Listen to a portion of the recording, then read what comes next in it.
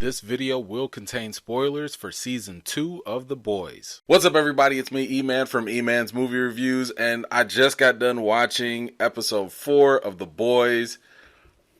Weird, wild, this show is, I love it, and one of the crazier things is, besides seeing some extremely strange stuff, we did finally get some more revelations, I would say, of certain characters, especially Homelander. I think this is one of the best videos that actually revealed how much is really going on within him and other characters as well. So I think the best way, of course, to do this is let's go through the main story points through the characters and break down this episode. So let's start off with Frenchie. Initially, I thought Frenchie's feelings for Kimiko were confirmed, that he had more romantic feelings for her. But after having that meetup with his female associate, she deduced that he's really just trying to make up for all his past sins. So whatever the situation was with Frenchie and Lamplighter, and I guess the children that were killed in the process of whatever their interaction was, it seems as though Frenchie is more concerned about trying to right those wrongs. So, I guess he's like on this major guilt trip or whatever, but I really do wonder if the show is going to finally show us what happened with Lamplighter and Frenchie and the kids and stuff. And it was confirmed that Lamplighter is going to be appearing on the show. Moving on, we got Black Noir. We really didn't get very much about Black Noir as usual. The one thing that we do know is that he now knows where Billy Butcher is and that Billy has found Rebecca. And look, I don't know about y'all, but I'm nervous because we've seen how thorough and ruthless Black Noir can be whenever he has to hunt people down. So, man, and Billy's like alone too. He doesn't have his team with him. I don't know, that makes me very, very nervous for Billy. We also had the Deep doing some dating service thing to find a mate or whatever. I don't even know what purpose this really served, but it's further indoctrination for him into this religious cult or whatever that they are. So maybe there's something to this later on. Then we go to Billy and Becca, which, thanks to Mallory, Billy now finally knows the location of where Becca has been all this time. And she's been locked up on this Vought private property for the past 8 years, raising her and Homelander's child. Now, this is the reunion I was really looking forward to seeing, because now one of my suspicions is actually confirmed to be true, which was the fact that Billy is only alive because Becca intervened. And, according to her, she had basically pleaded with Homelander not to kill Billy. Otherwise, she would kill herself, and that would screw up, Ryan, their son. So Homelander, I guess gave a little bit of leeway only because of that. But I really wanted to know what the conversation between Becca and Billy would be like. I mean, I was really happy for them to find one another after 8 long years. And from the sounds of it, Billy is the one who practically feels indebted to Becca for saving him, as he would put it. Now, at first, this seemed like a very cut and dry plan. Hey, we gonna jump in this garbage truck and we about to be out. But Becca brought up just how complicated this situation really is, because one, Billy don't like supers, and Ryan's a super. And on top of that, the little kid is kind of sort of Vought property, I guess. And Vought is not about to just let him walk off and be in the world like that. And on top of that, what you gonna do about Homelander? Homelander is not going to just let him go play stepdaddy and stuff to his kid. And man, first of all, you got regular people that can't even be step-parents and co-parents and stuff like that. You got now you want to do this with supers? Whoo, man, look, yeah, that's gonna be a mess. And the messed up thing about all this is it's so complicated. There doesn't really seem like a legit opportunity for them to work this out. So they had to kind of part ways. And I kind of felt bad for Billy. I felt bad for Becca, because it's like, dang, man, y'all had 8 years and y'all can't even be together now? Oh, and by the way, we also got confirmation from Becca that Homelander did actually rape her. So one more negative mark on Homelander's part. All right, next up, we got Mother's Milk. And we see that he's been given a little bit more for his character, which is something I've been hoping for him. You know, Billy basically passes the baton of leadership to Mother's Milk as Billy goes off to go find Becca. And now MM is taking point. Now, I don't really know how much this episode was supposed to do for MM. I mean, what I gathered from this was that he's OCD, and I still don't really know what relevance that carries. Maybe that's going to be something that plays out later. But he also has like these very touching stories that he shares with people like Annie and the older black lady, which I think helps him connect with people a lot better. He mentions his father, and he also mentioned that he had some sort of disease that he was afraid of passing down, I'm assuming to his child or something. So what's that disease? Is Mother's Milk dying? Don't know. What do you think? I mean, what do you think? Do you think Mother's Milk is dying? Do you think there's something deeper going on with him? Now we have Huey and Annie, and look, man, you know what? They just gonna have to break up.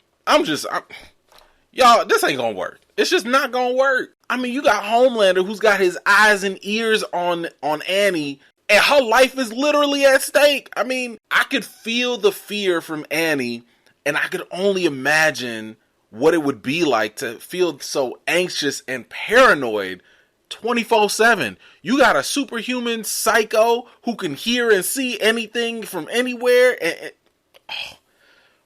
this ain't gonna work. They just gonna have to break up. That's it. I ain't got. There's nothing else deeper to this. Y'all just not gonna. It's not gonna work. Now we get to move on to the racist wench Stormfront.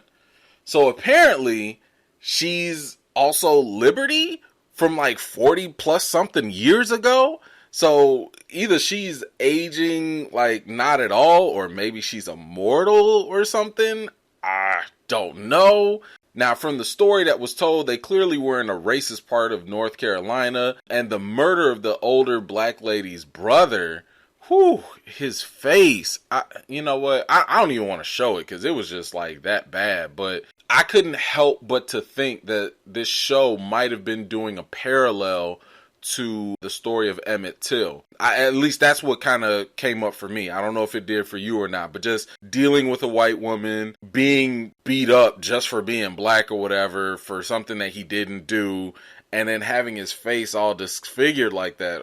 It was messed up. It was sad. And on top of that, nobody believed the sister. Nobody would believe the sister, and then just throw in the idea that, Vought doing what Vought has been doing, trying to pay people off $2,000. I mean, even back then, come on now. But either way, like, I can't stand this chick. Like, she's just, I mean, I guess now we just have a better idea of like why she's so racist and bigoted, because for someone who probably doesn't age, and on top of that has powers, so it's like, who's she gonna answer to?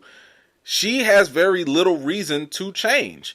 It doesn't seem like she has any influences in her life, and maybe from wherever she grew up, to not be racist and bigoted and intolerant of people. Now, her conversation with Homelander was really interesting. Even to the point where he was about to air fry her with his eyeballs, she really didn't seem all that scared of him. Did you notice that? Like, everybody else that Homelander intimidated, they were like, oh my God, like you could see the fear of God like in their hearts, right? But for Stormfront, she was just kind of like, okay, all right, a little too far, my bad. And that was it. Ooh, that confrontation with Homelander and Stormfront, that's going to be something. That's going to be something. I cannot wait. But the real thing to pay attention to, I think, is how Stormfront's actual understanding of things have evolved, right? So like, she was talking about how she's had to adapt with the times, but what has she learned? She's learned that you don't have to be liked by everyone. You just need enough people to fearmonger and to evoke bigotry within them, right? And this is because she understands that emotion sells, especially anger sells. Man, I'm gonna just tell you this right now, she sure does sound like a politician.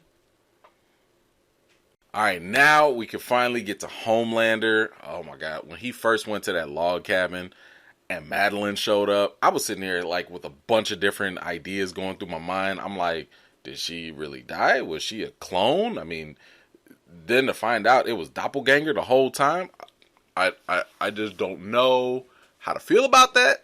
But hey, different strokes for different folks. And we still not gonna let go of his weird connection with Milk. I mean, seriously, what is up with that? But what's interesting about this is how Homelander really just wanted to live in a false reality rather than dealing with the truth. He killed Madeline, but he's got Doppelganger out here playing out his fantasies. So let's talk about Homelander's recent crusade. As the show progressed, it seemed like Homelander is going through his own growth process. He was making his rounds starting with Annie. He kicks out A-Train from the 7, which surprisingly he did with much more respect than I expected. I mean, we just saw how he treated a new recruit who he thought was useless. Then he bogusly outs Maeve on live TV about her sexuality and her partner. Now, do you trust that he's actually happy for her? Because I don't know anymore. Like, maybe he is, but then again, dude's also psycho. Then Homelander goes to confront Stormfront, and all of this seems like Homelander trying to make a power move to gain more control of his environment and those around him. But let's go back to the log cabin. He's been tired of being lied to practically all his life, and he's confronting it head on with those around him. What's ironic is that he's typically the reason why people lie to him in the first place. If he wasn't so nuts and abusive, no one would lie to him out of fear. So he has yet to realize that he is still the problem. Now, after realizing that he doesn't need anyone anymore, he still goes on and kills Doppelganger. But hold up. Y'all know he put some serious thought into what Doppelganger said, right? I mean, he was about to do himself. I'm just saying, he was gonna do it. He thought about it. You know he thought about it. You saw it in his eyes. Anyway, I think the growth that's been going on is kind of symbolic of Homelander reaching a new level or a new mindset that's going to be even more dangerous. I mean, think about it like this.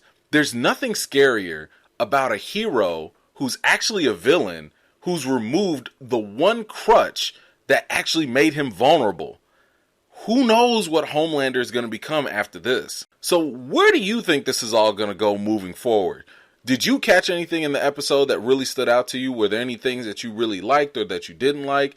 Let me know in the comments down below because I really love the conversation that we're having after every episode. There's so many juicy things to talk about. Anyway, that's all I got for today. Thank you all so much for joining me. I always really appreciate it. Be sure to check me out next week as I'll also have another follow-up video right after the next episode. If you haven't already, please subscribe and hit that notification bell so you don't miss out on the next video.